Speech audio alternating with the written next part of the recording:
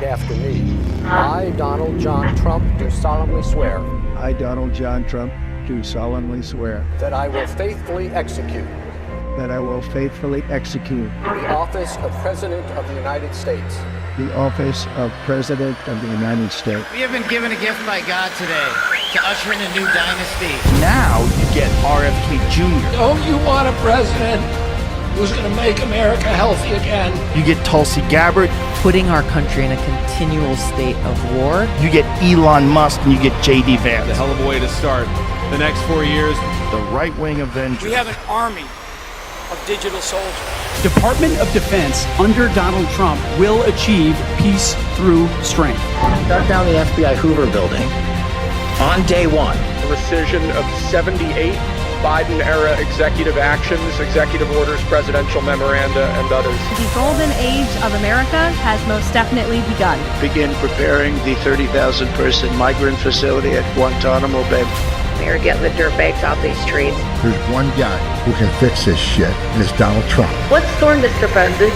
You'll find out.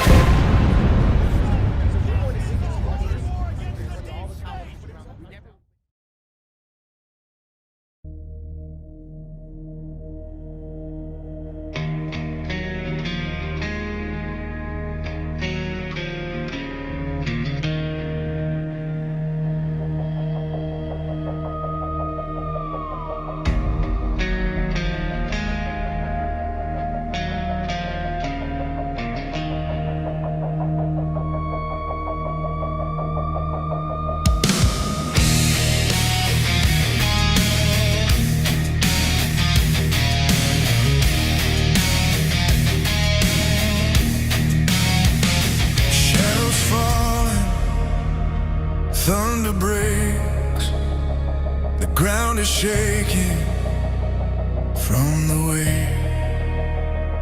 Voices crying in the night, but freedom burns a steady light. We hold the line, we won't let go. Through every trial, the truth will show. This is your daily dose. Open your eyes, see through the smoke, see through the lies. Rise from the silence, hear freedom's call. One voice, one people, united we stand tall.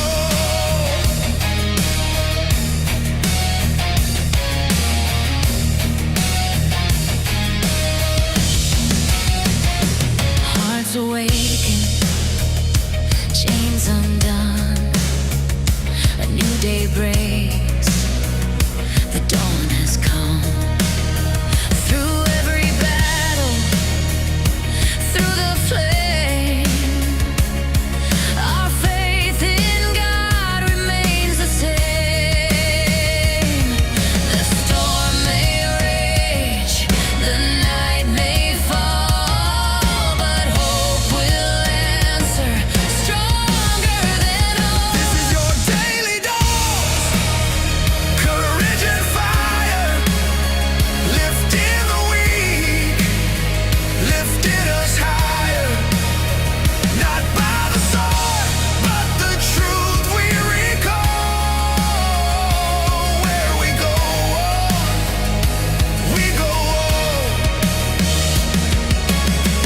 we've seen the darkness try to reign.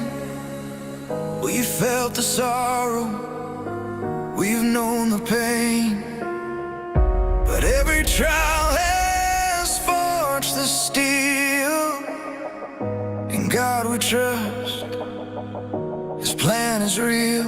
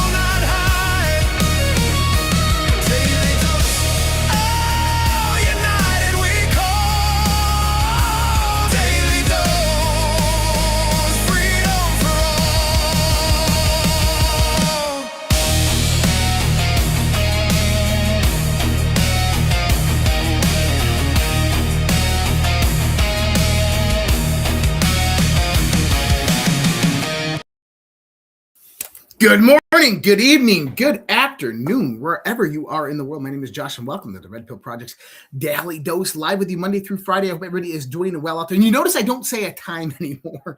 Guys, I got two growing kids, 12 years old and 14 years old. They got sports activities. My daughter's in a musical. My son has got sports and then workouts and gyms. And the thing is, I just don't know my schedule anymore. So like the time between 6 p.m. and 8 p.m. in the Central Time is really like tight that sometimes I'm just over, sometimes I'm not, because there's still prep that I have to do for the show. So I get a lot of people like, can you like nail down a time for the show? It's supposed to be 8:30 p.m. Eastern. And so we typically go between 8:30 and 9 o'clock Eastern. That's usually when this show is going to kick off. So just keep that in mind. 8:30 to 9 Eastern is typically when that show is going to kick off. On Fridays, though, we do go an hour earlier. So Fridays we do go at, well, actually Fridays we go at 7:30 Eastern, around that time. 7:30 7:30 to 8 Eastern, around that time, because there is conversations on the fringe after that. But I hope everybody had a great weekend and are getting ready for one hell of a week. Let's hope it is one hell of a week. And man, what a heck of a weekend, right? Like, woo, woof. What the heck just happened? And if you joined in last night to Q After Hours, you were probably listening to Alpha break it down from a tactical law enforcement perspective. Myself break it down from kind of a rational perspective. And yeah, listen, I am one person who always is looking at the speculative conspiracy side. Always. And when this happened, I'm like, oh, here we go. MK Ultra, right? And the more and more I looked into it, the more and more I saw the information start coming out. I said, oh, no, this is just a radical lefty who has been hypnotized or brainwashed by the left. And there might be some correlation. There might be some things that are weird and unusual with it. And we'll look into some of that tonight. But I try to rationalize the explanations, and you have to kind of apply Occam's razor, right? Is that when everything in the universe is set to equal, the most simplest explanation is typically the best one. So we're going to talk about the assassination attempt, and we're going to talk about Cole Allen and time travelers and all this stuff. And actually, it inspired Alpha and I to do a show on Thursday night on the OG show called the Time Traveler Wars, because this is where it gets a little interesting, because I don't. See, here's the thing is, like, people are like, oh, this Anon Pepe account predicted this. I don't think that. I think it was Cole Allen's account, honestly. But here's the thing is, they do believe in time travel. And I do think that might actually have something to do with a lot more of the other stuff going on in the world. So that's going to be Thursday night. We're going to talk about that. But just kind of a news and announcement. If you follow me on TikTok, I think we are like 3,000 subscribers on TikTok. We are no longer there. We are off of TikTok, and probably just for good. I might do a personal account on there, but no more Red Pill Project on TikTok. Why? Because they banned me. I uploaded 43 short videos, the same shorts I uploaded on YouTube, which YouTube loves my videos, and I uploaded them on Rumble, and Rumble loves my videos. And TikTok obviously did not. I had about like 15 different policy violations, and they just deleted me. So no more TikTok. Maybe I'll do a personal account, but I'll put that out there if people want to follow my personal account. It might be more different types of content other than the new stuff that we do through the Daily Dose and the Red Pill Project. But just keep that in mind. TikTok, they get bought out by a U.S. company, Oracle, and all those guys, and they're still censoring like crazy. And shame on them. So, where are we at? I had a few different ideas of a title for this show tonight. Obviously, one, the House of Cards, because that's what we're really talking about here. We're talking about a house of cards that has been built for a very, very long time on the global infrastructure and then domestically within our political systems. But then on the other end of it is you have, I was going to call it 2026, the return of the boomerang. And if you understand what I'm talking about, you can understand what I'm talking about. And I did talk about this on Q After Hours last night, but Dan Scavino, this week. And for people that are like, oh, the Q stuff, it's all fake and it's not real. I disagree. I completely disagree. Dan Scavino, so September 28th, 2019. September 28th, 2019. Oh, sorry, you can't see shit. That is probably so small on that screen. John Brennan. Okay. He says, a reminder to federal officials, there is no limit on the number of individuals who can use the whistleblower statute. If you think you were involved in unlawful activity as a result of the directive of Mr. Trump or someone doing his bidding, now is the time to report it. September 28th, 2019. This is after the Ukraine phone call. Dan Scavino posted a man throwing a boomerang, bing, and it coming back and hitting him in the head. And he posted this as a reply to John Brennan's post. Now, why would he do that? Well, if you remember, I think this is 3474. Off the top of my head, I cut it off when I took the screenshot. The biggest scandal in American history, treason 2019, the year of the boomerang. Well, people are like, well, but Josh, 2019 was the year of the boomerang. Yeah, that was the year the boomerang was thrown.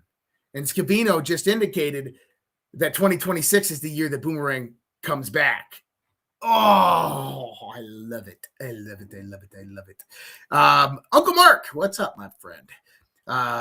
So if you're on YouTube, you see a chat there. Greetings from Buffalo, New York. What's up, Josh? That's my uncle. That's my uncle. That is my uncle, man. Good dude over there. Say hi to Uncle Mark, guys. And then if you guys are on like Facebook, you'll see my brother Jeremy pop in every once in a while. You'll see my mom pop in. Yes, my family watches I love it. My family watches my show. That's really cool. Got really supportive family, very conservative family too, except for probably just one person. And Mark knows who I'm talking about. But anyways, discussion for another day. Now, going into the title of the show. So obviously the year of the boomerang, the House of Cards. Why did I pick the House of Cards? So LM Evans on Rumble, gifted 5 subscriptions to Repill Project. Thank you so much, LM Evans. Appreciate that. So the House of Cards, when you start to think about this, obviously there was that Netflix show, House of Cards. And what that showed is the behind the scenes of Washington, D.C.'s from a fictional standpoint of how Washington, D.C. was nothing more than a cesspool of corruption, of murder, of power and control tactics. And that's the House of Cards that we're talking about. We're talking about how Washington, D.C. has been controlled. Not by politicians, not by the people that elected them, but by unelected bureaucracies of corporations, foreign interests, and special interest. And we can call this the lobby. The lobby is simply their intermediary for action. They've expanded well out from the lobby by this time. The lobby really now is more of kind of standardized political campaigns going in there and working with the congressional and Senate aides to develop the legislation, policy, and directives that they want implemented. That's kind of what that is all about now. On the other end is you have an infrastructure that was built out by the special interests, by the foreign interest, and by the massive conglomerates and corporations that's an intermediary to politics. And it doesn't matter if it's Chinese, CCP, Chinese politics, or European politics, or Russian politics, or United States politics. It's all the same. And this intermediary that kind of sits above, and this is, if anybody's watched my shows for some time, man, like I couldn't even tell you what show it was at. Probably one called The Multi-Headed Hydra is probably a good one to go to. But The Multi-Headed Hydra. So this works off of the theory of Dr. John Coleman, former MI6 CIA. He had a PhD in, I believe, psychology and sociology. He worked for the Central Intelligence Agency, left after kind of very disturbing understanding how things worked and operated in the intelligence world. And he came out with a book that he did a world tour on, known as the Committee of 300, and how 300 families actually controlled this world. And he went out to name a lot of these families, and they're people you've never heard of. And this is where you get into the Colanas and the Orsinis and the Rothschilds and the Sassoons and all of these. So more so what he was trying to say is that there is an infrastructure at the very top echelons of our world that control everything that happens beneath and below it. And that control mechanism is assured to sustain their grips of power on the planet. Now, and this operates through that multi-headed hydra. I mean, and I look at the multi-headed hydra like this, is because number one, I don't care if it's 300 people. 300 people are not going to sit at the same table and get along. There's not going to be 300 like minds all like, yeah, let's all, yeah. No, that's not the way it works. But you have to look at it as factionality. is that you have the heads of the Hydra, and each head of the Hydra is a different faction. Each faction has its own agenda and has its own ideology. And typically, the majority of those heads of the Hydra, the factions, so they're going to align with the most powerful brokers of power. And for the last 100 years, that has been the hidden mechanisms of the old empirical dynasty of the British Empire. We all think that the British Empire ended after World War. No. It translated. So there is a derivation from the fall of the Roman Empire 500 years ago, that into the inflow of the assets and the mechanisms of control into various portions of control. And this falls into line Byzantine Empire into the Roman Empire, Byzantine Empire into the British Empire, and then the British Empire kind of ending, but that translating to a new progressive medium. And that new progressive medium was no longer viewed as monarchies and governments that were going to perpetuate this. They realized that the world is becoming more connected, that technology is increasing and advancing every year, and there's better ways and mechanisms to control people than through strictly governments. That the key for the future was to control the governments by bringing about institutions along with them. And this all came about through the ideals of the Fabian Society, the Club of Rome, which then you get into Chatterhouse, and from Chatterhouse you get into the Trilateral Commission, the Council of Foreign Relations, and you get think tanks.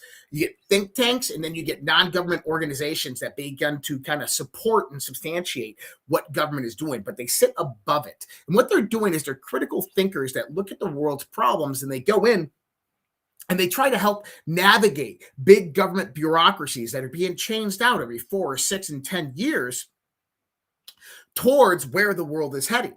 Well, when you start to look at it, like, that's the perfect world, right? It was all over this guise of the League of Nations and then the United Nations after World War II, and the rules-based liberal international order that formulated the Bretton Woods Agreement coming out, everybody coming together and saying, hey, we can agree on an economic stability for the future, gold and silver, and base our currencies off of it. And we can work together on an economic model to where the Western communities progress. And at the same time, those Western communities use subversion and force to suppress third world developing nations to control their resources. Primarily, this was done by the remnants of the British Empire through mechanisms of this kind of intermediary governmental agencies, NGOs, nonprofit organizations, think tanks that operated, that were basically placed people inside large financial institutions inside those organizations that would derive policy and regulation that would then stream down to the governments to implement it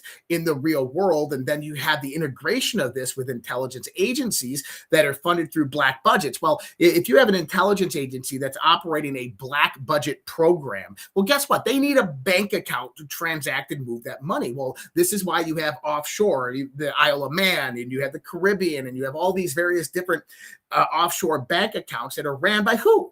Well, the London bankers. It's all the London banking cartel that owns and operates all of this shadow banking infrastructure that is utilized by intelligence agencies to basically create black budgets. So the intelligence agencies go in there at basically the behest of the globalists, and they start overthrowing governments in the third world to control the resources, and the resources get allocated through the behemoth, the United States of America, or through, the British or the former British Empire.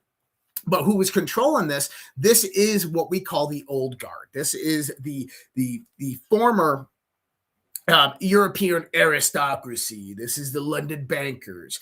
This is the power broker on the multi-headed hydra that we would call the satanic cabal, just basically because they're devoid of any respect for human life whatsoever. It's all about power and control for them, and a very nihilistic perspective that they have on life. So what they did over the last 100 years is they built out this entire system of mechanisms of control that sit above government, that have power above government for influence and narrative control, to where they can control the resources globally and around the world. Now, what they did then is over time, they started implementing their people from this infrastructure. And think about the middle management infrastructure. So you had certain people that come down from the top echelons, and they would float in to the intermediaries, but then you would have people that float from the intermediary into government positions. And this is why, the majority of the presidents up to Donald Trump were members of the Trilateral Commission, the Council of Foreign Relations. This is why we have people that were in the various administrations all throughout the Reagan administration. After his assassination attempt, he cleared out his whole cabinet. He brought in, lost me for a second there. He brought in who? He brought in massive amounts of people from Goldman Sachs, right? He brought in big pharma people. This is who started to run and control the White House, were the people surrounding the president. So you have to look at this from this not very narrow perspective of like the White House and President Trump, and you have the council and you have the chief of staff and you have all these. No. You have to look at it to where these people came from, where they're derivative of from, and where those tails link, because that is the real mechanisms of power within Washington, D.C. And so this is why the Biden administration had massive Soros-mounted people surrounding Joe Biden. Joe Biden wasn't in control of anything, not even his freaking bowels, right? So now we come back into the idea of the collapse of the House of Cards. Well, what does this mean? This is you're witnessing the systematic destruction of the old guard. The old guard is that aristocratical dynasty, the old American bloodlines that have mechanisms of power and control, the global cartel networks that basically perpetuated criminality as mechanisms of control over the third world countries that were funded and supplied by foreign intelligence agencies, which were nothing more than mechanisms, not for governments, but for this intermediary organization, a management organization. And you are seeing right now that whole system be dismantled. So we talked in 2025, it was being defunded in 2025. Right now, it is being dismantled. It's being taken apart. And so it is full-blown panic in London, panic in the Vatican, panic in DC. And it's getting to the point where we're about to see accountability for the actions. We're about to see the Trump administration through the Department of Justice show the deep state, show the globalists, they are not invincible. That the roost will come to roost. I don't know the phrase, right? The roost will come to roost. I don't fucking know the phrase. But you understand what I'm saying, that every morning. So we're about to hit this point to where shit is about to hit the proverbial fan. So in understanding that, then I bring up this next one. I just realized I hadn't even been going over any of the things that I had in here. Nice little monologue that we had right there. We are here in Santa Surfing, not an account I typically follow all the time, but occasionally he puts out some good stuff. He goes, Clinton Foundation investigation opened again. Uranium One, Haiti, pay to play, more. Trump orders full declassification. Today, Trump gradually said investigation of Todd Blanche and Cash Patel. We'll look at that in a minute. Fake news will distract. The WHCD shooting distract big things from dropping. In 2160, this is what we wanted to go to. 2019. This is where we are. We are here. We are here right now. Okay? And what does it say? How do you know when something very big is about to drop? Attacks increase from all direction. Ready your memes. FISA corruption, you have more than you know. Keep up the good fight. We stand together. So I'm going to get into that story here about middle ground because it correlates to a lot of the disinformation stuff that is going on. But that's where we are at. We are at that point where the attacks are going to increase. And we've seen this consistently. And I'll explain it because it's not just kinetic attacks. It's not just assassination attempts. It's misinformation. It's disinformation. It's narrative control, narrative warfare. It's social influence operations. It is intelligence agencies operating within the shadows of social media. It is happening everywhere right now. And we have to be very, very cautious as we begin to approach all of the events that are about to occur over the course of the next 3 months. We can't just blindly accept things simply because we heard it, we saw it on a video, or we heard another podcaster say it, or that because someone was talking about it and I trust that somebody. Remember the motto here at the Red Pill Project. The most important thing that I'll probably say tonight is this motto, because when you understand this motto, you realize that it produces a filter within your mind, and that once you have it memorized, you cannot unmemorize it.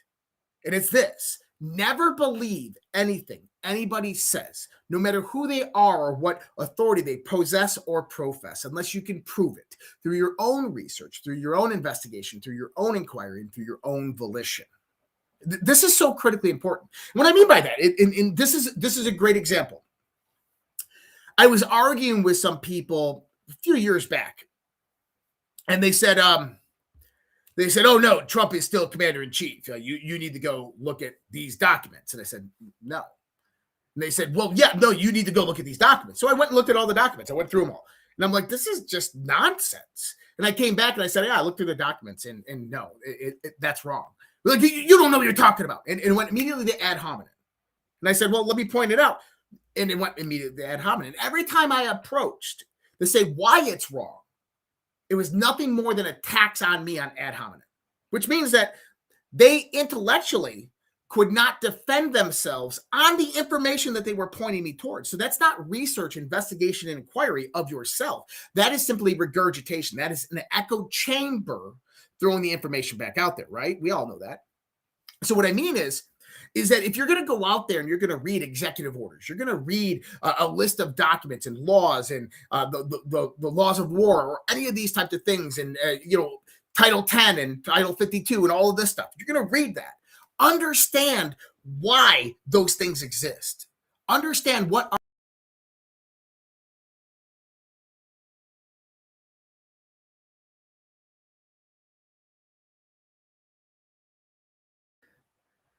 I should be back now.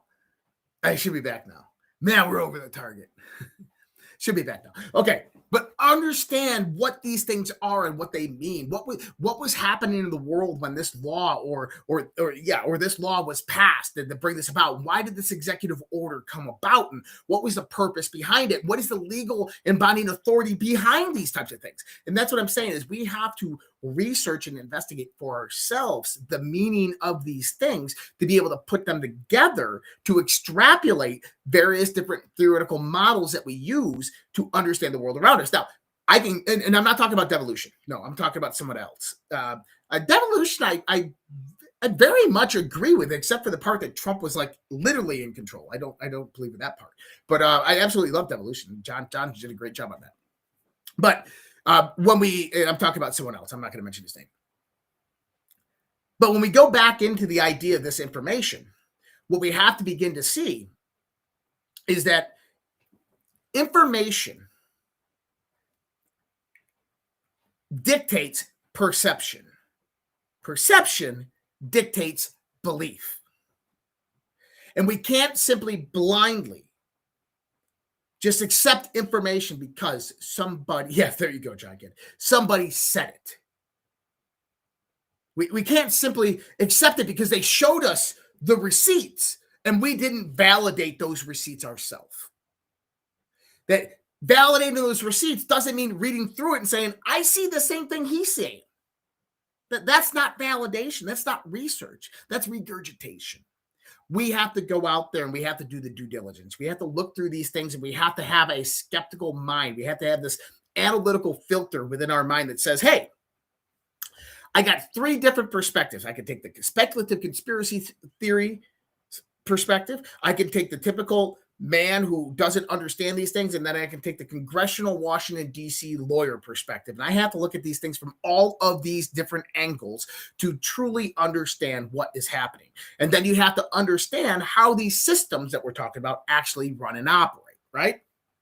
So I think that this is critically important as we move forth over the course of the next few months, because influence operations, narrative control warfare, we are in the heart of it right now. And I'm going to show you a few examples of this that actually happened over the weekend with the shooter, Cole Allen, that are being played right now and how they are being exploited. But first, I want to show you the lowest IQ congresswoman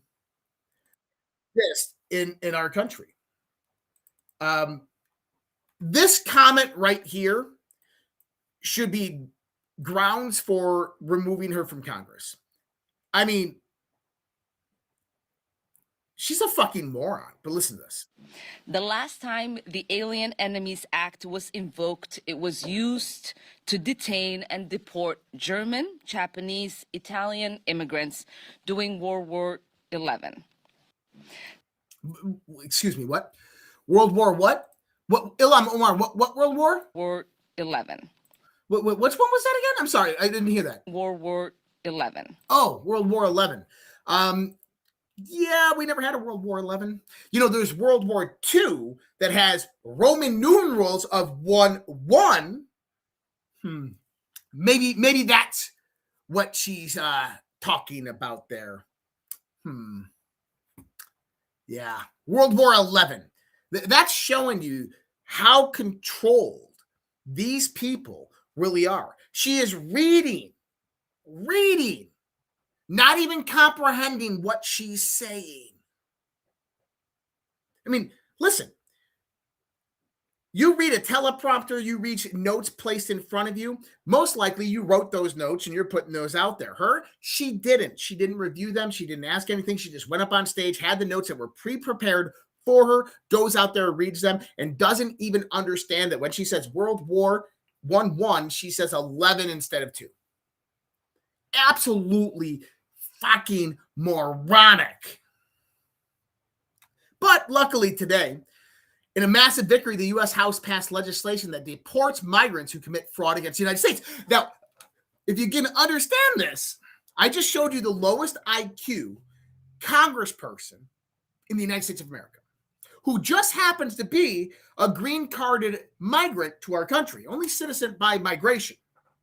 And her migration right now is under investigation because she married a brother, lied about her age. She was actually underage, but she was also married at the same time. So that's fraudulent. Then she created fraudulent companies to embezzle money from her donors, basically taking in investment capital for a company that didn't exist, that had no products, had no services. And then she's directly tied to the Medicaid and Medicare front. And so what did Congress pass today? I love it. I love it because we might get 2 birds with 1 stone on this show tonight. Listen to this one. In a massive victory, the U.S. House passed legislation that deports migrants who commit fraud against the United States. The legislation targets fraud. It involves SNAP, Social Security, and a range of conspiracy to defraud, ID fraud, and more. In other words, Ilham Omar can be deported under this bill if she is found guilty of fraud. That's pretty amazing. That's pretty damn amazing. Donald Trump was on 60 Minutes. World, I'm over here laughing with tears. World War 11. You know, I was this high when we fought World War 10, but it's crazy we're in World War 11 now. Donald Trump was on 60 Minutes this last weekend, and talking about the attempted assassination attempt. Let's go into it and hear what the good president has to say. We are consequential. This is a consequential presidency. I have a great cabinet, and they do things that are very good, but some people, you know, if they're good for us, they're not good for other people. Like, as an example, Iran, when they're not going to have a nuclear weapon. They will not have. They're not going to blow up the world. They're crazy. They're not going to blow up the world. And therefore, they're not happy. And when they're not happy, people do things that are violent. Now, I'm not tracing anything back to them, but certainly if they had a shot, they'd probably take it. So when you're a consequential president, or if you have a consequential administration, things happen that wouldn't happen if you're Sleepy Joe Biden. Everyone was happy with Biden. The world was happy. You know why they were happy? Because they were taking advantage of us, because they treated the United States like we were stupid people. The reason he's being targeted is because he's a consequential president. He is changing the world, and the world doesn't like it. Not the world as in the people, you and me, but as in those upper echelons of power and control that we just talked about. He is producing consequences for that hierarchy. He is transitioning power. I'm sitting on my fucking cable and it keeps pulling this off. He is transitioning power away from the global faction of power and control over here towards him. and it's working. It's working so good that he's absolutely kicking their ass. 60 Minutes asked Trump about Southern Poverty Law Center. Let's listen to this, because that's not going away. That's the first domino. I see these no kings, which are funded just like the Southern Law was funded. You saw all that. Southern Law is financing the KKK and lots of other radical, terrible groups. And then they go out and they say, oh, we've got to stop the KKK. And yet they give them hundreds of thousands and even millions of dollars. It's a total scam run by the Democrats. It shows you that, like Charlottesville was all funded by the Southern Law. That was a Southern Law deal, too. And it was done to make me look bad, and it turned out to be a total fake. It basically was a rigged election. This was a part of the rigging of the election, and that's what you really should be doing. I mean, I hope one of your 60-minute episodes, which really hasn't changed very much from the last few years, I'm surprised, but one of those episodes should be on Southern Law and the fact that they spent millions and millions of dollars on absolute far right and just bad groups. And then they'd use those groups and they'd say, these are Republican groups and we're coming to your rescue. And they're the ones that have funded it, and they're the ones that keep them going. They're funding groups in the left and the right, and then funding the events that they would all attend to the point where violence would happen and people would die. There better be immense consequences for the Southern Poverty Law Center. And who was funding that? Oh, well, direct connections to George Soros, Tim Cook, and a few other people within the globalist apparatus. But that's just the tip of the iceberg. Remember what we said last week? Why hasn't the DOJ began prosecuting the NGOs that were involved in funding the ICE protest in Minnesota and throughout the country, or the Summer of Love back in 2020, or the protest, the No Kings protest, and all of this? Why aren't they going out there and investigating them? That the same NGOs that benefited from a lot of the Medicaid and Medicare fraud, a lot of the NGOs that are integrated that receive billions of dollars from the Biden administration right at the end. The reason being is because you start at the very bottom and you take out the low-hanging fruit, the first domino. And once you tip that mother, it begins to get bigger, and bigger, till you have a cascading D5 effect. A D5 is the most powerful classification of avalanche that becomes absolutely destructible and unstoppable. That was Southern Poverty Law Center. That was the first hit of the domino. All right, Jim Jordan, what's his take on all of this with the assassination attempt and Southern Poverty Law Center? This is an 8-minute clip. We're only going to play a few minutes here. But morning. Give us your reaction. Good to be with you. Well, first of all, the good news is that everyone's safe, and well, the Secret Service agent looks like he's going to recover, and everyone else was safe. I think that's the most important thing.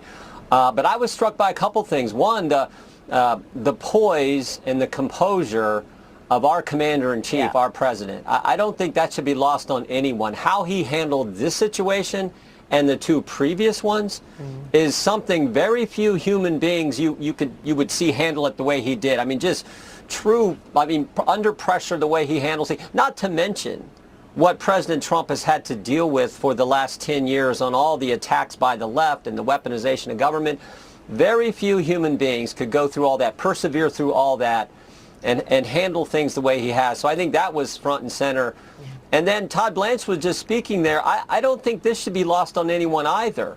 The fact that we have a third assassination attempt on President Trump, in that same week, we learn that the Southern Poverty Law Center has been paying and generating hate, the very hate they're supposed to be fighting, and they've been charged by the Justice Department.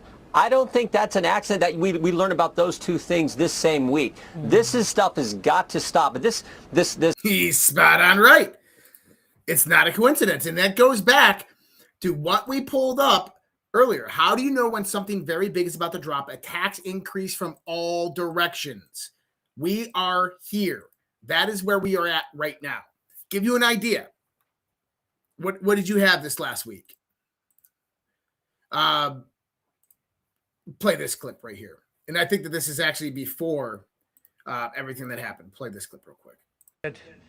All of the conditions that took place tonight, and I will say, it's not a particularly secure building, and I didn't want to say this, but this is why we have to have all of the attributes of what we're planning at the White House. It's actually a larger room, and it's much more secure. It's drone-proof, it's bulletproof glass. We need the ballroom. That's why Secret Service, that's why the military are demanding it.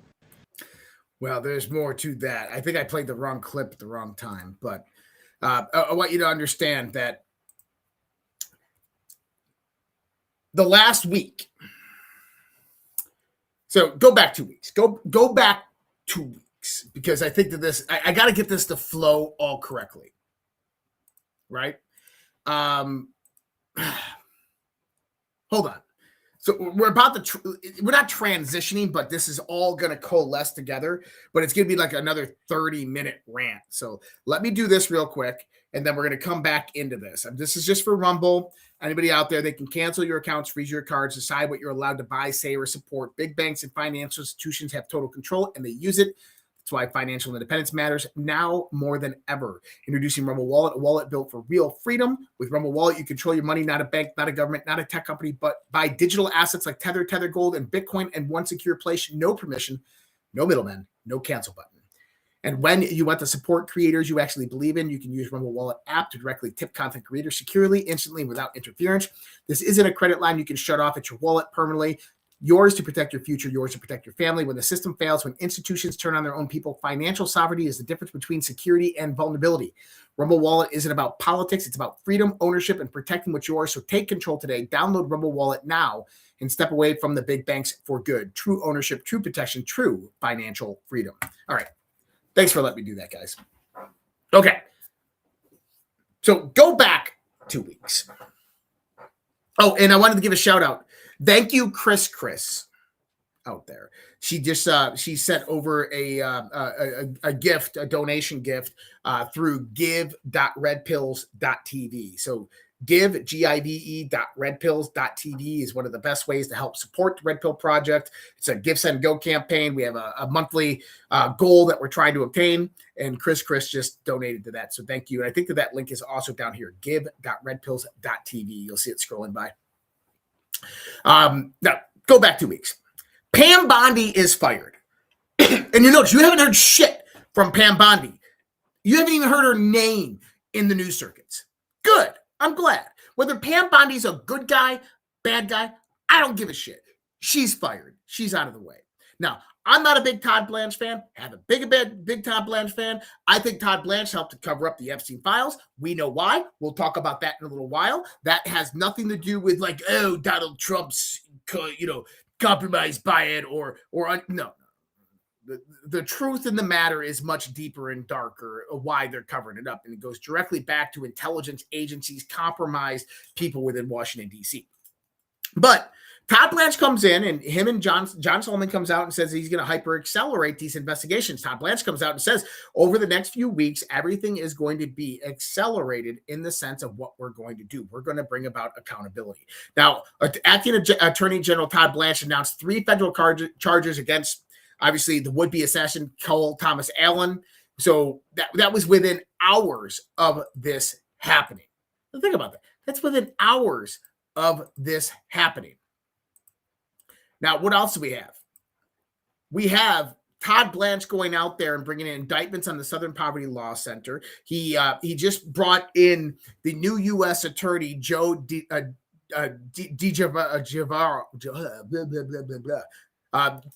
Joe, not Judge Joe. Man, I can't speak tonight. I'm going so fast, I'm stumbling over my words. Joe Genova over into Florida at the Fort Pierce, Florida grand jury. They fired the prosecutor the week before that was running that case, right? Fired the prosecutor the week before that was running that case. They rescinded all of their subpoenas. They're about to send out new subpoenas. And this is a ramping up on the John Brennan case. And you got to remember, the John Brennan case is not FISA-gate. It is simply basically perjury and the manipulation of the 2016 intelligence community assessment that he used to steal dossier from, which he testified in Congress that they did not, which they did. So this is going to, all your religion is bullshit. What? I'm sorry. I was reading one of the comments. Keep being manipulated. Dude, no one knows what I don't know what you're talking about. Maybe you're talking about someone in the chat. We haven't talked any religion tonight, but we can if you want. Slow down, take a breath. Sometimes my mind goes too fast. The hamster is like, full speed ahead, plaid. And Josh's mouth is like, blah, blah, blah, blah, blah, blah, blah, blah. That's all, folks. Okay, so going back in. So you have Todd Blanche making these moves within a matter of just weeks. And what happens? Well, you get the attempted assassination attempt at the White House Correspondents' Dinner. Well, that's pretty interesting. That comes in with interstate transportation of interstate transportation of a firearm, conviction against this guy, or not conviction, indictment against this guy, attempted assassination of the President of the United States, punishment up to life in prison. This guy's probably going to get life in prison. He ruined his whole life. Okay? Now, we'll get into him and what that's all about here in a few minutes.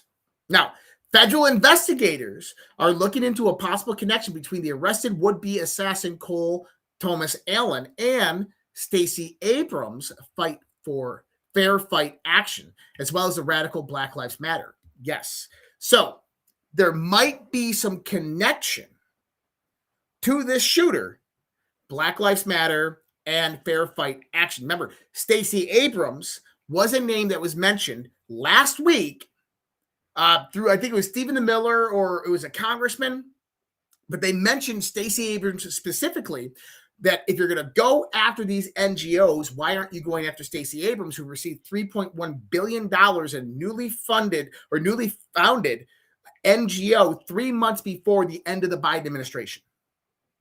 And yes, that is being investigated. So there's a lot of money and power being at play here. There's a lot of reasons for these people to take Donald Trump out. Now, here's the real transition, okay?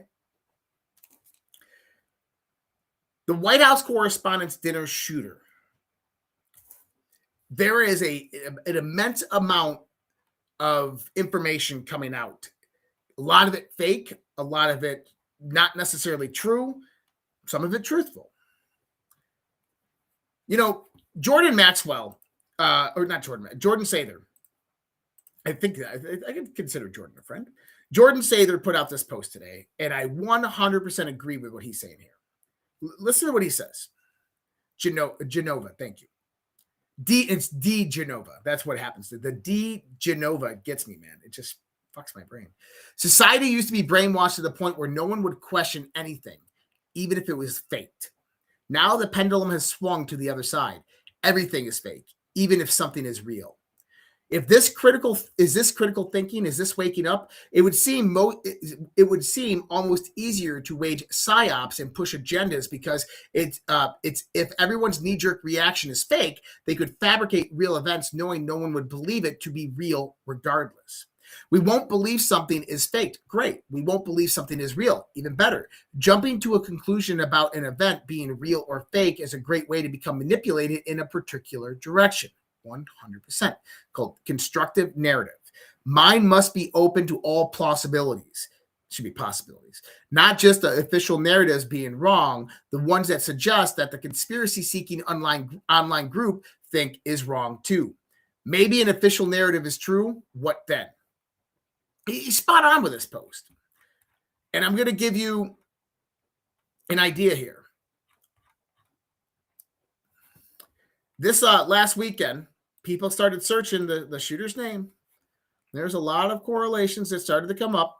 One of them was with this, Henry Martinez. And he says, Cole Allen, right here, Henry Martinez, 12/21/23, Cole Allen. And everybody's like, time travel? How did this A not know? Oh my God. And they start looking at the guy's LinkedIn profile. By the way, going to someone's LinkedIn profile is not research.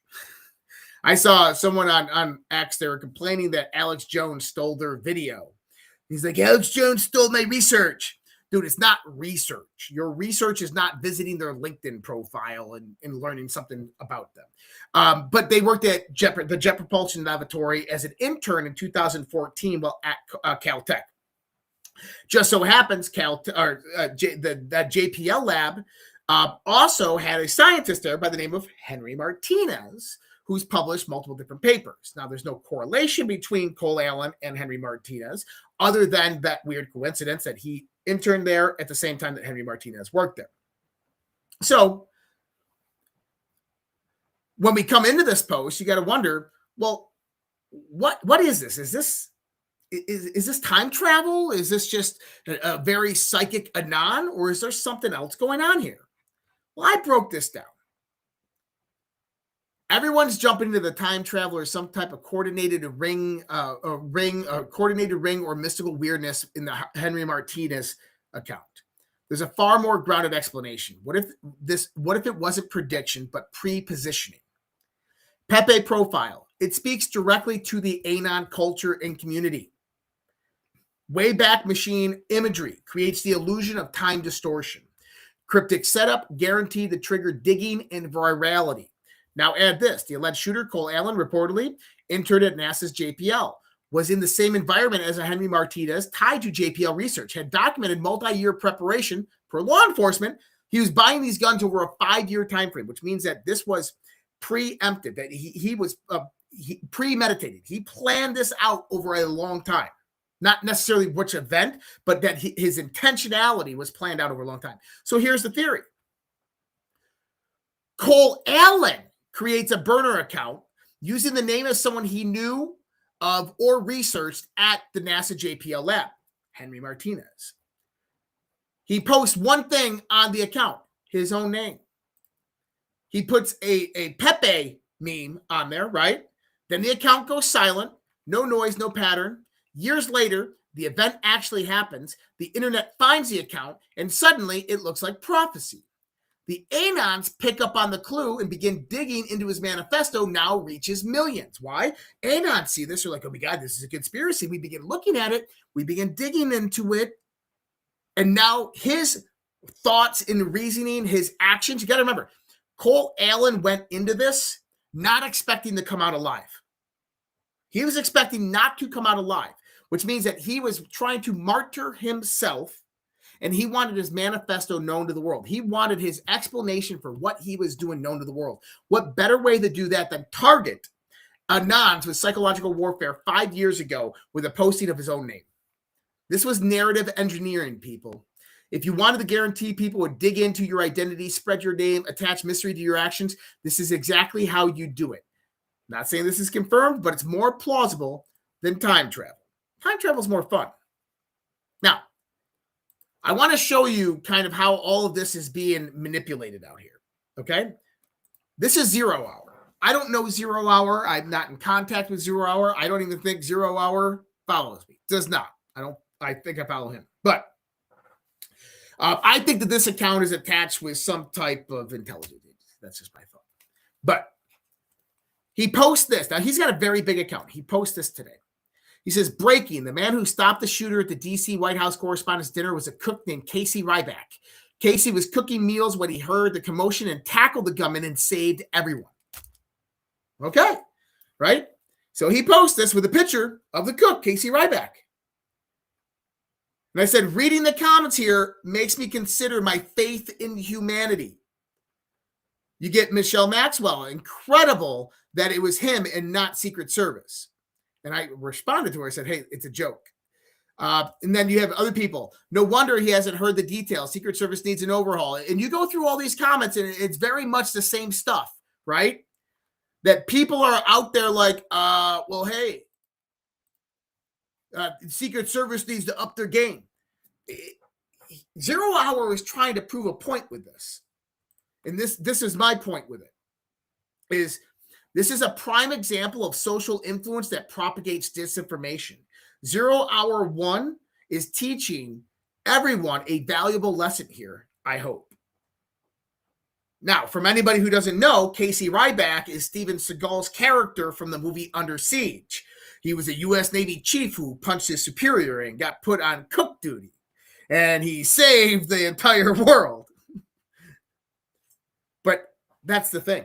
Start reading the comments. Go watch the people who reposted that, believing it was true, simply because an account that they trusted posted it. Do you understand what I'm saying? I can hear now. Think about this, and this goes back to the Pepe story. This goes back to all the disinformation, all the PSYOP stories. You're talking with somebody tomorrow, and you're like, yeah, it's pretty crazy. Like, yeah, did you hear, man, the cook from the kitchen is the one that tackled him? You're like, wait, what? Oh, yeah, dude, some cook, like, his name is Casey or something. He's the one that tackled the shooter. He heard everything. The Secret Service didn't do their job, man. They're horrible. Think about that for a second. Because that's what's happening right now after people saw that and don't even realize they were just fooled. That's an influence operation in how they operate. And 0 Hour 1, I think, was showing everybody how it works and how powerful it actually can be. Just read the comments. So last week, we had one. You ready for this one? So keep that in mind. What we just talked about, Casey Ryback. Now bring this over. I'm not saying the general's account is hunky-dory, not intelligence. I don't know. But what does he say right here? A top White House official says Kash Patel is expected to be the next member of the administration to exit. This is Casey Ryback. This is a cook named Casey Ryback just tackled the shooter, and Secret Service was incompetent. This is the same thing. This is the influence up. Now, the general, I don't know if he's just posting absolute garbage clickbait or if he actually believes this nonsense or if he's even the source of this nonsense. I'm very weary of this account, but this is clickbait nonsense. A week before this, who was it? It was Tulsi Gabbard. Remember? Tulsi Gabbard's going to be resigning. She was having an affair with Joe Kent, and she's going to be resigning. Remember that? That was the Laura Loomer influence op. Now it's Kash Patel. But why?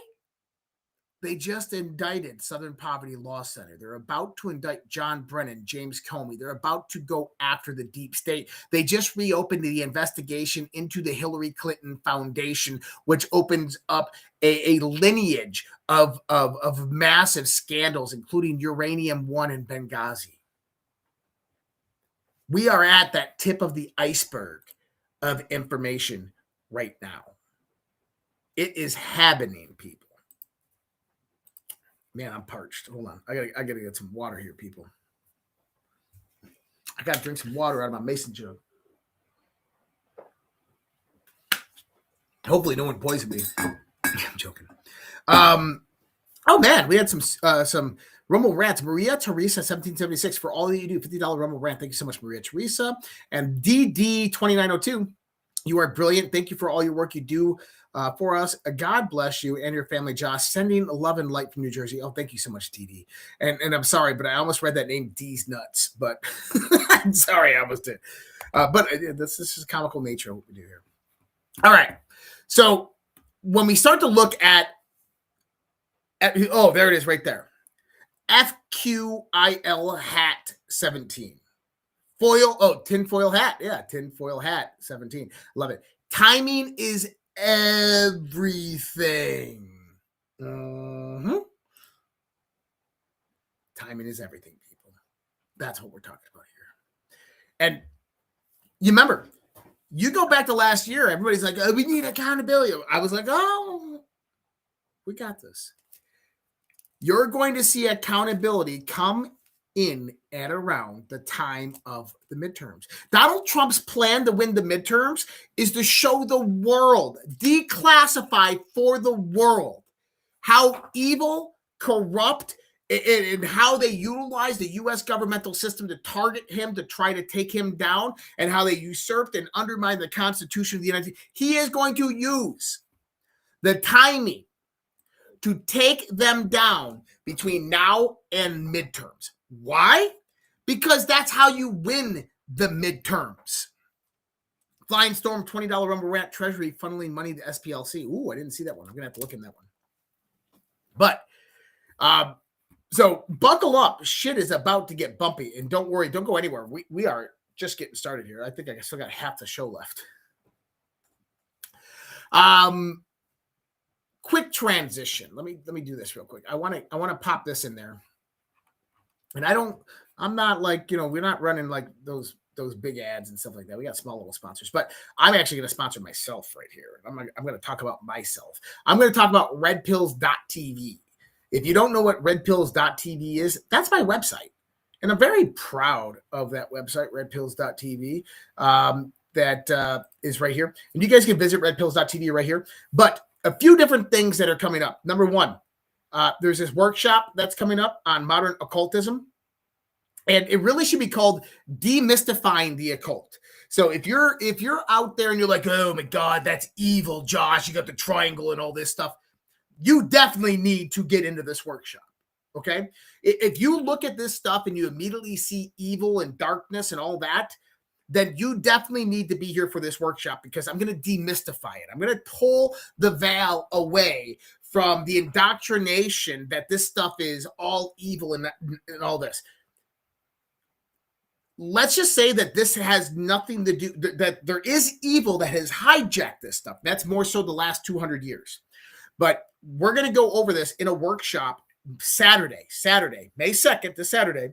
And so the number of seats are capped. And I think we're filling up fast. I think we only have a few of the seats left. And what will happen after, by the way, is this will be put on a private website. And then anybody who had access to it will be able to get access to it again. So just keep that in mind. If you purchase your seat and everything like that, you'll get access to it again. But that'll be afterwards, after it's done.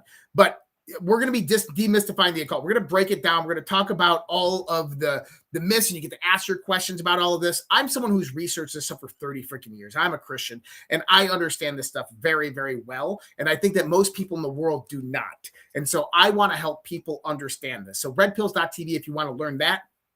And then ways to support us. We were just talking about how there's a Give, Send, Go campaign out there and everything like that. If you just go up to the top of the menu bar and you hit premium, that's ways to support us right there with subscriptions. And then you go to support right there. There's Rumble Wallet, there's Cash App, there's our crypto wallets, and then there's the Give, Send, Go campaign right there, which is just give.redpills.tv. And then also our beautiful sponsors right there on the sponsors page. So really, redpills.tv is a one-stop shop where you can get everything. Oh, I actually wanted to show you guys this. Hold on. I want to pull this up. Because, and by the way, you can get that workshop right here on shop.redpills.tv. I'm not even sharing my screen.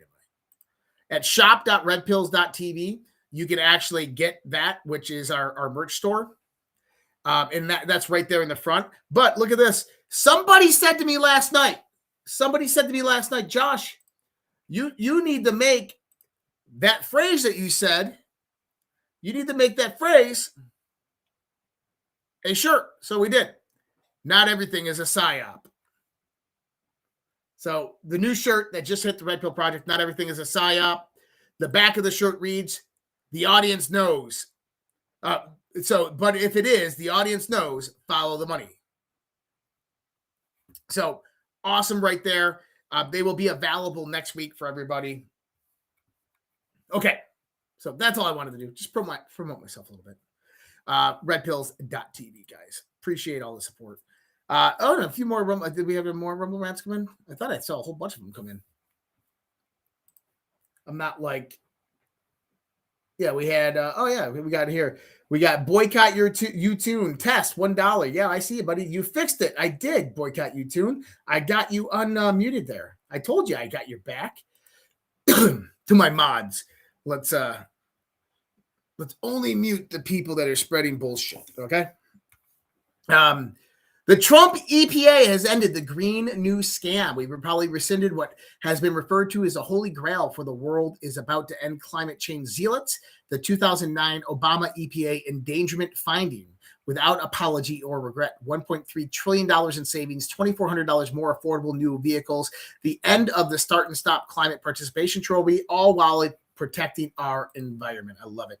Attorney General Todd Blanche is dropping the hammer, advancing the investigation into former Obama CIA Director John Brennan. This is the post I was looking for earlier.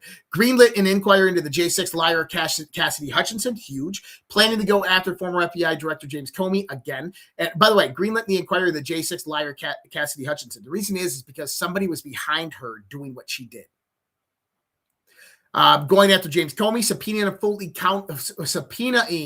Fulton County District Attorney Fannie Willis's bodyguards soon. Approved an inquiry into fraudulent Democrat fundraising platform ActBlue. That's going to be massive. And just indicted Southern Poverty Law Center. I mean, there's more there than what was done in the entire Pam Bondi part of this, right? God. There better be accountability. That's all I have to say. That's all I have to say about that. Okay. So, the next part. A little transition. In the context of the House of Cards is falling, the House of Cards is absolutely falling. It's coming down. We are watching it in real time. And when you're watching the world transition in real time, it's a little bit different, right? And there are moments in history when the headlines kind of appear chaotic and disconnected and kind of impossible to interpret in real time. One day, you have the story is the Department of Justice withdrawing subpoenas, right? John Brennan. The next day, it is a nonprofit organization facing scrutiny, Southern Poverty Law Center. Then attention shifts to instability inside Iran and leadership changes in Washington, election controversies, right? Warnings that American strategic competition with China is no longer measured in decades, but months. To most people, these events seem random. They arrive as fragments, separate stories consumed in isolation through social media feeds, cable news clips, and partisan filters. But major transitions in history rarely announce themselves clearly. They often look like noise until enough distance passes for the pattern to become visible. What may be unfolding now is not a string of unrelated controversies, but the breakdown of one governing order and the early construction of another. I mean, listen, for many years, America sensed that power no longer operated primarily through elections or even through the visible branches of government. Instead, influence seemed to move through a more complex networks of foundations. This is what we're talking about here, House of Cards. Donor pipelines, lobbying firms, intelligence leaks, activists, nonprofits, media institutions, and administrative agencies. Formal politics became the theater, while actual power often appeared to function backstage. That model is coming to an end. That House of Cards is collapsing. That's where we are at right now. But there's also other weird shit going on. And we have to pay attention to the other weird shit. Because, like I said, it's all connected. Jordan Knapp and Jeremy Corbell. I want you to listen to this clip real quick. This is where we get into a little bit of the woo-woo, but I think it's good woo-woo. Listen to this. Yeah. I don't know if it will be widely known by the time this episode is going to be released, but here in Nevada, I'd been seeing these hints for a couple of days that the VIP visitor was going to be out of Groom Lake. And apparently yesterday, I don't know if Representative Burleson was with this VIP, but the VIP in question is supposedly Tulsi Gabbard, who made a visit. Flew into Nellis, then took a little Janet plane, I think, and went to Groom Lake, and then came back and left Las Vegas yesterday. And I don't know, we've pressed Eric Burleson about which facilities he'll be visiting on his national security tour. I don't want to give anything away, but I hope he was in that plane along with Tulsi Gabbard. Yeah. I don't know if Tulsi Gabbard apparently visited Area 51 and its surrounding facilities. The former director of research at the NSA and the CTO of the entire U.S. intelligence community believes UFOs are real and says one of the most critical hypotheses is that an ancient and advanced civilization existed on Earth, possibly coexisting with and evolving with humanity. Now, in a lot of the talks that I've had on this topic, with the disclosure, UAP disclosure, and all of this stuff, what I discussed was that we have an executive reauthorization over the technological landscape that has been hidden for 80 years.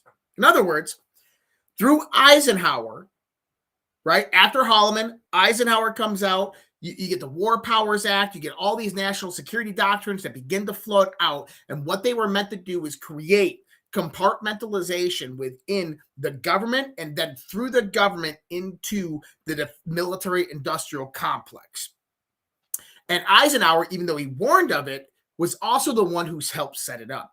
That he understood that the military industrial complex would be that one level of compartmentalization that Congress could not have oversight of, that no president would ever be able to get in there, touch and pull out and grab out if he wanted to, until the right time came about.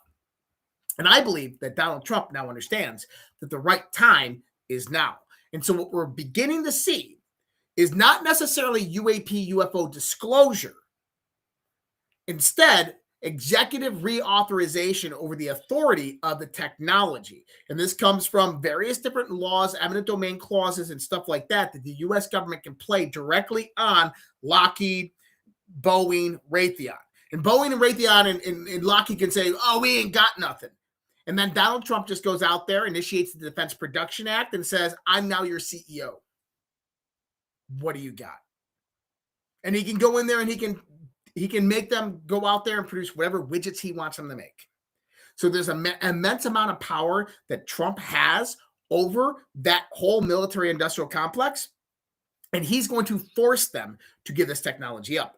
Now, when you start to look at the levels of control that operate within our government that are gatekeepers to this, there's people that speculated this for a long time, but one of the biggest ones is the National Science Foundation. We learned this because a lot of there's various levels of SAP programs, special access programs. You have waived SAPs, WooSAPs, and then you have unacknowledged SAPs, unacknowledged special access programs.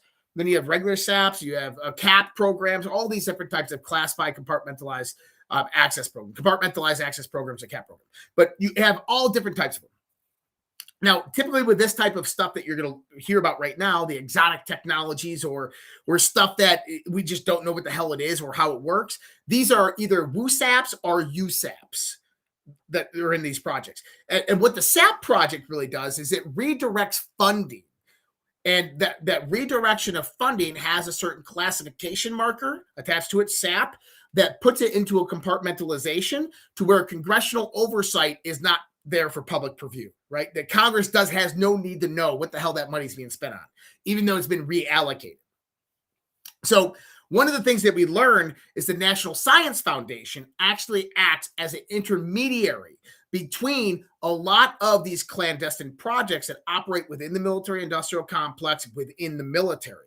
And they utilize a lot of the national labs, Livermore, Sandia, Oak Ridge, all of these act as these intermediaries tied into the Department of Energy, and the National Science Foundation is kind of the distributor of accessibility to the different universities and professors and the recruiting mechanism to bring these people in. So they'll go out there, recruit them, and then they'll funnel that through the various jet propulsion laboratories and national laboratories for recruitment, and then from there they pre-position them into SAP programs. I don't know why I'm telling you how all this works, but just it's boring. But listen here.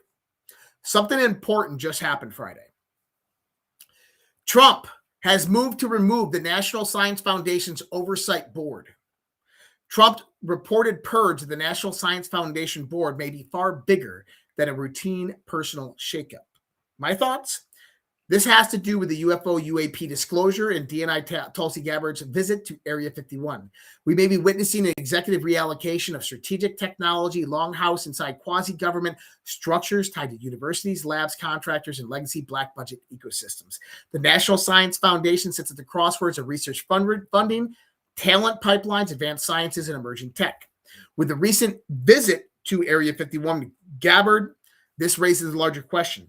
Is this the beginning of the controlled restructuring of hidden R&D architecture tied to disclosure, national security, and next generation technology back under control of executive authority? I believe it absolutely is. And we're seeing this all throughout our government and how this is all missing. And I think that this ties directly into the missing scientist. I think this ties directly in to why the Trump administration is actually going full force on this, even though Trump kind of acts like there's not much going on. We're going to get into the Epstein stuff here in a second. Then there's some Iran news I need to get into. I'm going to run one more here with the Rumble. Let me see here if we can find one.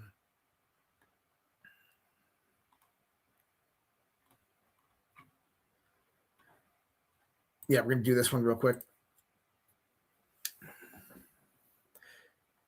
All right, I want to share about a family supporting this channel. 8 years ago, their brother returned from Afghanistan with significant injuries and lost his ability to function. We can't share his exact story because FDA restrictions, but friends kept suggesting CBD, so they tried dozens of CBD products, but nothing helped. Out of frustration, they began to create their own. They started making it to help friends, family have CBD that they knew was clean and powerful as possible. The doctors started asking to carry it, and it took off. Now they speak at medical conventions and help others across the U.S. Well, most companies have 1 to 10 compounds in CBD oil. Their oil has up to 50. They have 8 things that make their products different. They make bombs, gummies, pet products, etc. They're called Emerald Med. You should check these guys out. If you get their CBD and don't notice a big difference, they'll actually provide a full refund. If you want to support a business that supports our channel and free speech with marketing dollars, and if you need a source for CBD that's real, they're running a special right now because it's their company's anniversary. You can click the link below on Rumble to try Emerald Med 40% off today. Get extreme muscle and joint relief, get significant inflammation and circulation support quality sleep, or even daytime calm. They're worth a try at least once. Just click the link below on Rumble and use the code 40% off for up to two items today. We appreciate Emerald Med and everything they're doing. All right. I want you to listen to this Epstein survivor's testimony. This is certified Epstein survivor. Listen. Girls waking up in sort of like a dark room with like a female doctor standing over them, feeling like maybe there is some kind of procedure that had happened that they weren't aware of. And I believe this is in the file. Sure, there's something in there about a baby actually being born and then just disappearing, like Ghislaine taking it. I personally never witnessed anything like that, but I do remember overhearing conversations about trying to create the perfect baby, the perfect gene pool. And I know that there was sort of a hunt, if you will, for the perfect gene pool. Where have you heard that before? What I say here, the darker secret to Epstein is in genetic data mining, selling children to genetic experimentation, human genetic modification experiments. And all of the government intel agencies, big tech and big pharma know this. Why? Because they were his biggest clients. The more you know. Iran news is not really significant. There's not much going on there. There's a few health articles, but I'm gonna throw those on to tomorrow night. There is I actually have to jump on a show with John Michael Chambers right now in about 10 minutes, so I want to get into that.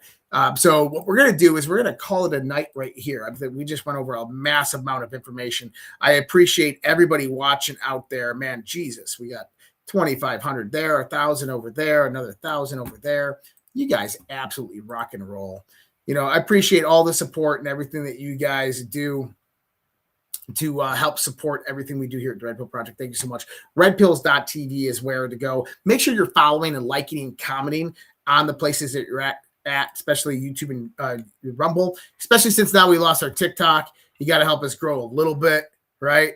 I'm going to leave you with, we're going to still play the same song over again. And by the way, you can find this song on redpills.tv and how to listen to it and where to purchase it and everything like that.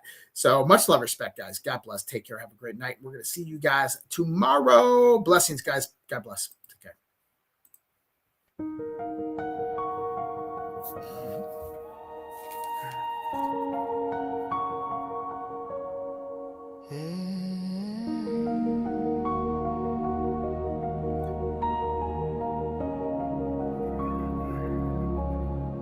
There was a time when our children stood tall,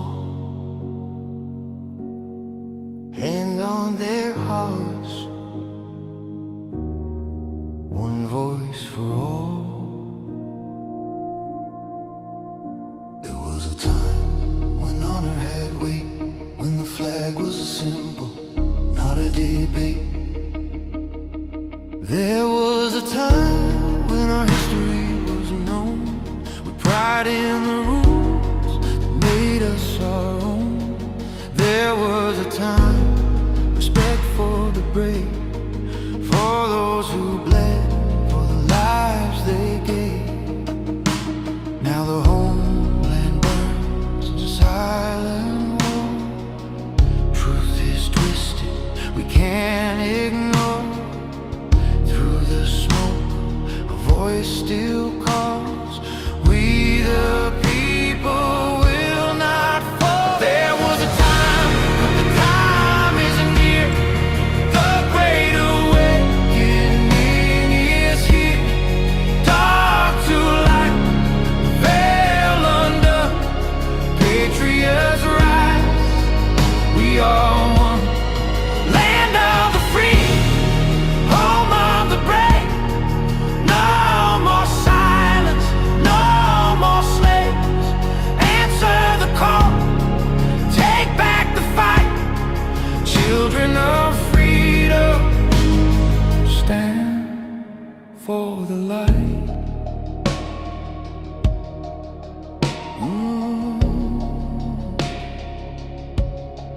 There was a time when truth was clear, when the media served, not ruled by fear. There was a time when leaders stood fast, guarding the people, defending the past. Now corruption wears a crown, lies are fed to tear us down. But Q said watch, and Q said see. The silent war will set us free. From the front lines, soldiers stare, wondering if we're still there. Their blood, their hope, their sacrifice will not be sold for a life's prize. There was a time, but the time isn't near. The great awakening is here. Dark to light, the veil undone. Patriots rise, we are one. Land of the free, home of the brave. No more silence, no more slaves. Answer the call, take back the fight. Children of freedom, stand for the light. Freedom is never more than one generation away from extinction.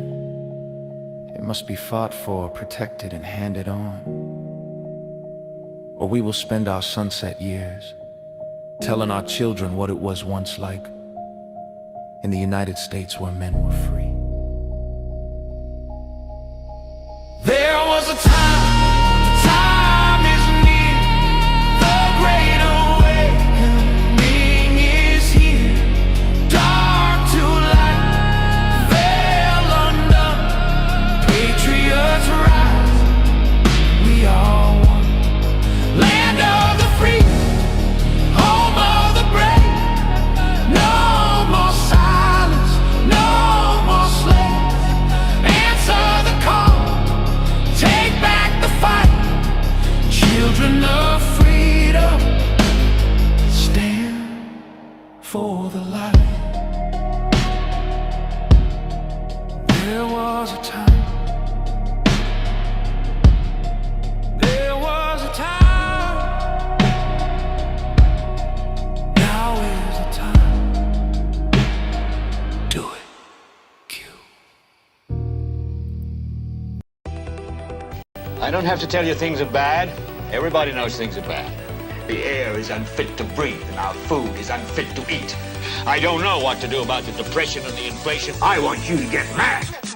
I have come here to chew bubblegum and kick ass. And I'm all out of bubblegum. People should not be afraid of their governments. Governments should be afraid of their people. The more you fuck around, the more you're going to find out. These people are still a part of that system, and that makes them our enemy. We accept the reality of the world with which we're presented. It's as simple as that. I want you to get up right now and go to the window, open it, and stick your head out and yell, I'm as mad as hell, and I'm not going to take this anymore!